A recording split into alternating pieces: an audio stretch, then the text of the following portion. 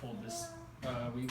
Good evening, board members of Veterans of Foreign Wars and anyone who's joining them tonight. I would like to start off by thanking you for the work you do for our veterans and for providing me with this opportunity to speak to you tonight, and for the dinner. That's nice too. Now, the 2017 Voice of Democracy theme is American History, the Hope for Our Future. I find this prompt to be quite exciting because I agree with the VFW's view that we must look to our past to understand our present and plan for our future. With this prompt, I've elected to discuss a lesser-known episode of our history, a Supreme Court case from 1919, almost exactly 100 years ago, called Schenck versus U.S. It's not an episode that's discussed very frequently, even though it has huge ramifications on our life today. It is an episode that touches upon respect for our military, American foreign policy, and most importantly, freedom of speech and what its limitations are. I'll start with a little historical background. In 1917, the United States entered the First World War on the side of Britain and France. Now, World War I itself isn't something that's covered very extensively in our history classes, mostly because World War II is a lot more popular. Because of that, we've forgotten that American intervention in that war was actually pretty controversial here at home, because us Americans were a lot more isolationist-minded at the time. This set the stage for an anti-war movement, one primarily led by the Socialist Party. One of those socialists was a man named Charles Schenck, who mailed out thousands of flyers encouraging young American men to refuse the draft, because he said that the draft was a form of involuntary servitude which is prohibited by the 13th Amendment of the Constitution. For this, Schenck was arrested, charged, and convicted under the 1917 Espionage Act, which prohibits interference in military operations during wartime. He appealed, saying that the Espionage Act violated his First Amendment right to freedom of speech. And that is how Schenck versus the U.S. ended up on the desks of the Supreme Court. And when it did, they had some important questions in front of them. Did Charles Schenck have the right to distribute anti-draft flyers? Did his actions jeopardize the national security of the United States? If they did, does that mean the government should be able to limit his speech?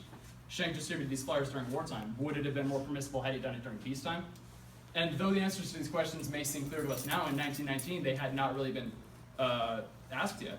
We'd never been involved in a war this big or controversial, and we'd certainly never had an anti-war movement of this scale yet either.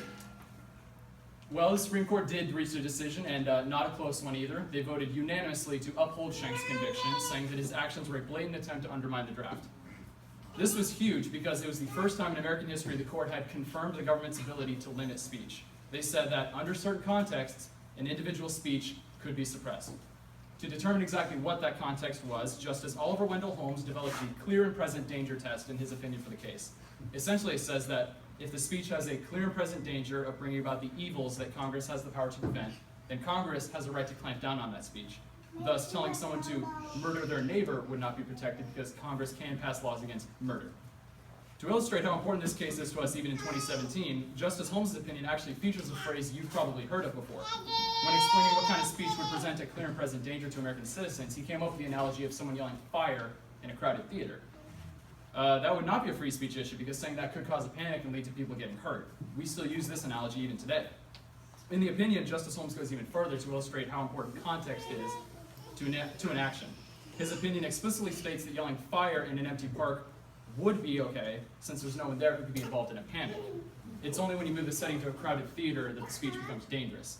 This is huge too, because the implication is that Schenck would have been able to hand out those flyers during peacetime. The court was saying that essentially his rights had changed because the context had changed, because we were at war. And this is actually pretty in line with what the court believes about American citizens' rights during wartime. If you look back at their 200-odd-year history, you'll see that when the U.S. is at war, the Supreme Court is much more likely to side with the government in any case that is brought to them. This was especially apparent in Korematsu versus the United States, when the court infamously upheld the internment of Japanese Americans during World War II. The clear and present danger test was used by the Supreme Court for the next 50 years to evaluate free speech issues on a case-by-case basis. Whenever they received a case, they'd ask themselves, did this speech put people in danger? And if it did, they would reject the notion that it was protected under the First Amendment. And even though Schenck versus U.S. has since been overturned, it's still very important to American history. The test that is used now, the imminent lawless action test, still operates under the same idea that our First Amendment right to free speech is not limitless. And that's very important because free speech issues continue to pop up in the 21st century. Just recently, we had this controversy where NFL players were kneeling during the national anthem, an action they argue is protected by the First Amendment.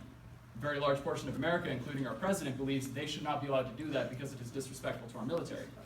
And they might be right, but does showing disrespect to our armed forces interfere with military actions, the same thing Schenck was convicted for? You could make a case for that, but it would be difficult since they're not taking any direct action to hurt military recruitment. And if we can't prove that they're putting American lives in danger, is their action protected under the First Amendment? But this issue presents a lot of interesting questions about what it means to be an American. For one, do we as Americans have the right to disagree with our government and our military? Does protesting our military's actions weaken them overseas and therefore put American lives in danger? What's more American, being individualistic and forging your own path, or displaying loyalty to American institutions, such as our military? These are complex questions, and as a high school student, I don't necessarily know the answers to them. I do know one thing, though. It is very important that we Americans have a right to freedom of speech so that we can peacefully discuss these issues and hopefully come to some kind of consensus on them. Thank you to Veterans of Foreign Wars. Thank you to everyone in the audience tonight. God bless you, and God bless America.